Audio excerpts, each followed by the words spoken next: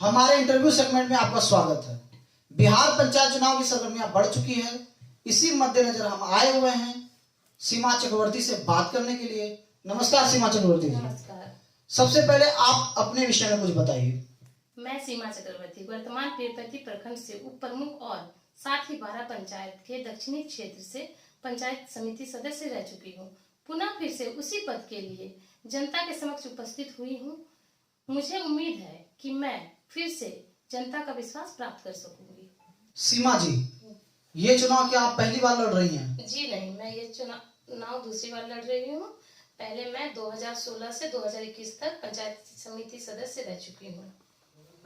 ये दूसरा बार है? जी, ये दूसरा बार है। फिर से आप आई हैं? जी। क्या लगा, फिर से क्यों आना चाहिए था आपको? क्षेत्र का विकास करना चाह रही हूँ। जनता के समक्ष क्षेत्र का विकास करना चाहती हूँ, इसीलिए जनता के बीच आना चाहती हूँ कि और साथ ही महिला सशक्तिकरण भी होना चाहिए। क्या मुद्दे आपके पास फिर से आने के लिए? मुख्य मुद्दे स्वास्थ्य को लेके होगी, साथ ही एम्बुलेंस की असुविधा है उसको लेके होंगी, शिक्षा को लेके होंगी, खेल कूद को लेके होंगी, नाली की सुविधाएं भी बहुत दयनीय है। तो ये निम्न मुद्दाएं हमारी रहेंगी। तो आप 5 साल पंचायत समिति रह चुकी हैं और साथ ही प्रखंड की उप प्रमुख भी रह चुकी हैं। जी। तो आपने दो चीजें होंगी। मैं दो तरह से क्वेश्चन पूछना चाहूंगा आपसे। सबसे पहले तो आप 12 पंचायत की दक्षिणी क्षेत्र से जो है पंचायत समिति रही हैं, वो क्वेश्चन रहेगा। और प्रखंड लेवल पर आप जो उप प्रमुख रही हैं, इनको भी लेकर के मैं क्वेश्चन करना चाहूंगा। तो सबसे पहले पंचायत समिति लेवल से मैं चाहूंगा कि 12 पंचायत के दक्षिणी क्षेत्र में आपने कौन से काम किए हैं पंचायत समिति के रूप में? जी, दक्षिणी में हमारे मुख्यतः सड़क की बहुत असुविधा थी। उसमें लगभग की प्राय सभी सड़कें मैंने बनवाई है। उसमें मुख्य सड़क जो है हमारे हॉस्पिटल के बगल से होते हुए शीतला माता के से होते हुए झारखंड सीमा जो कि 2 राज्यों को जोड़ती है, वो मुख्य सड़क अभी बन चुकी है, जिसे मैंने करवाया है। और क्षेत्र के सभी पीसीसी सड़क मेरे द्वारा ही की गई है। और कौन कौन से काम है आपके? और सामुदायिक भवन बनाए गए हैं। सामुदायिक भवन कहाँ बनाया गया है? एक बदलूगंज में है और एक गंगारामपुर में हो रहा है, जो कि कार्य प्रगति पर है। और एक योगी पहाड़ी पर मैंने रंगमंच का निर्माण करवाया है। सीमा जी, और कौन से काम है आपके? जी, मेरा एक मुख्य कार्य था जो कि बदलूगंज पोखर घाट की थी, जो पक्की सीढ़ी घाट बनवानी थी। उसका कार्य हम लोग का अभिलेख पारित हो चुका था, पर आचार संहिता के कारण उसमें बाधा पड़ चुकी है, जिस वजह से अगर मैं जनता का विश्वास फिर से प्राप्त करती हूँ तो उस कार्य को जीतने के तत्पश्चात ही पुनः उसको शुरू करवाऊंगी।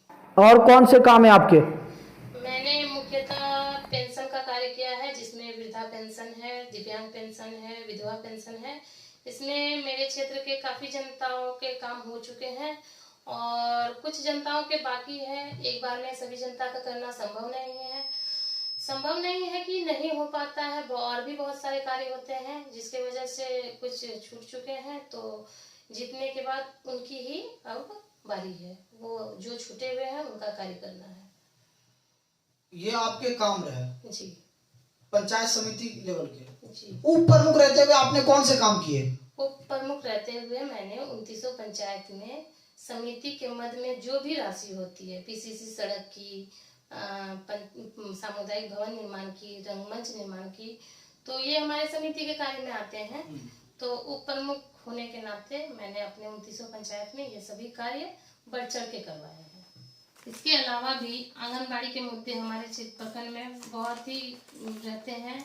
आंगनबाड़ी का स्थिति बहुत ही दयनीय रहती है, तो उसमें भी मैंने काफ़ी आवाज़ उठाई है और इसमें काफ़ी हद तक सुलह भी हुई है और कार्य भी सुचारू रूप से आंगनबाड़ी के हो रहे हैं 2900 पंचायत। स्टूडेंट को बहुत दिक्कत होता है जाति आय निवासी बनाने के लिए। पीरपैंती प्रखंड में बहुत सारी मतलब जो असुविधाएं हैं, तो इसके लिए आप क्या कीजिएगा? मैं समिति पद से अगर मैं जीतती हूँ, पुनः जनता का विश्वास अगर पाती हूँ, तो उप प्रमुख के लिए मैं जरूर दावा करूंगी। और अगर मैं उप प्रमुख बन जाती हूँ तो मेरा जो जुझारूपन रहा है, आरंभ से ही जो मेरा जुझारूपन स्वभाव रहा है, तो मैं उसके लिए एक सेपरेट हो कि स्टूडेंट को ज़्यादा टाइम अपना खर्च ना करना पड़े, क्योंकि बहुत दूर से आते हैं, वाहन की असुविधा होती है, तो दिन दिन भर अगर प्रखंड में बिकता है तो ये तो स्टूडेंट के लिए बहुत ही नुकसानदेह होती है। तो मैं चाहती हूँ कि उनके लिए मैं जीतती हूँ तो मैं एक अलग सा काउंटर जो कि स्पेशली स्टूडेंट के लिए ही हो वैसा कुछ खुलवाने का प्रयास करूंगी। तो महिलाओं के लिए आपकी क्या मतलब सोच रही है, कैसे महिलाओं का सशक्तिकरण किया जाए? सबसे पहले तो हमारे क्षेत्र में महिला और पुरुष को लेकर काफी विभेद होते हैं। महिला को अभी हमारे सरकार की कृपा हुई है कि महिला को 50% आरक्षण मिला है, जो कि आगे बढ़ने का मौका दिया जा रहा है। पर मौका दिया गया है, पर अभी भी बहुत ऐसी महिलाएं हैं जो चुनाव तो लड़ लेती हैं, प्रखंड भी आ जाती हैं, पर बोलने में या फिर कुछ करने में अभी भी झिझक होते हैं। अभी भी होता है कि सारे काम पति ही करे बढ़ चढ़ के, महिला है रहने दीजिए, महिला से नहीं होगा, हम ही हैं जो हैं। तो उस तरह का मेंटलिटी को दूर करना होगा। और महिला है अगर तो महिला को कोई कम नहीं आके महिला भी उस चीज को कर सकती है। बिल्कुल। तो महिला अगर चुनी गई है तो महिला के द्वारा महिला करे सभी कार्य को, क्योंकि कार्य करने के बाद ही समझ में आएगा कि कार्य को कैसे किया जाता है। एक जो भय है, भय टूटेगा, वो निर्भीक कैसे हो, काम करने के बाद ही वो निर्भीक होगी। तो वो निर्भीकता हो, मैं यही चाहती हूँ। इसके लिए मैं जागरूक करना चाहती हूँ महिलाओं को। सीमा चक्रवर्ती जी, आपने अपने 5 साल के कार्यकाल में कौन सा एक काम ऐसा किया जिस पर आपको सबसे ज्यादा गर्व है? जी, मैंने गर्व महसूस किया इस कार्य को करते हुए। मैंने अपने क्षेत्र में पावर सब स्टेशन का निर्माण करवाया। इस पावर सब स्टेशन का निर्माण करने के लिए मुझे बहुत ही प्रयत्नशील रहना पड़ा, इसको करवाने के लिए मैंने सरकार को चिट्ठी लिखी और सरकार ने इस पे गौर करते हुए इस पे मंजूरी दी। और मेरा सौभाग्य रहा कि मेरे कार्यकाल में ही इस कार्य को शुरू भी किया गया और मेरा कार्यकाल रहते हुए भी ये कार्य को संपन्न किया गया। और जनता का विश्वास बना रहे ताकि मैं इस प्रकार की जो बड़ी सफलता है, ये हमारे क्षेत्र के लिए बहुत बड़ी उपलब्धि है। क्योंकि बिजली का कार्य हमारे क्षेत्र में बहुत ही खराब था। जी, बहुत ही खराब था और बहुत ही घटिया था और लगभग सभी क्षेत्र में सभी घरों में इसकी समस्याएं होती थी, सभी काफी लोग परेशान रहते थे। तो इस चीज को मैं दूर करवा पाई। ये मेरा भी सौभाग्य है कि मेरे द्वारा ये कार्य संपन्न किया गया और मेरा प्रयास सफल रहा। इसके लिए मैं अपने आप को भी सौभाग्यशाली मानती हूँ और मेरे जनता भी खुशहाल है और ऐसे खुशहाल रहें, इसके लिए मैं आगे भी प्रयत्नशील रहूंगी, जिसके लिए मुझे जनता का प्यार चाहिए। और मेरा चुनाव चिन्ह चारपाई छाप है, क्रमांक संख्या 2 है, जिसमें आप लोगों को बटन दबाना है और भारी मतों से विजयी बनाना है। तो युवाओं को आप क्या संदेश देना चाहिएगा? हाँ, तो युवाओं को मेरा यह संदेश है कि वो उनका रुचि जिस भी क्षेत्र में हो, चाहे वो शिक्षा में हो, खेल में हो या और चाहे वो राजनीति में हो, जिस भी क्षेत्र में हो, किसी एक क्षेत्र के प्रति अपनी रुझान को समझे और अपने माइंड में उस चीज को सेट करे।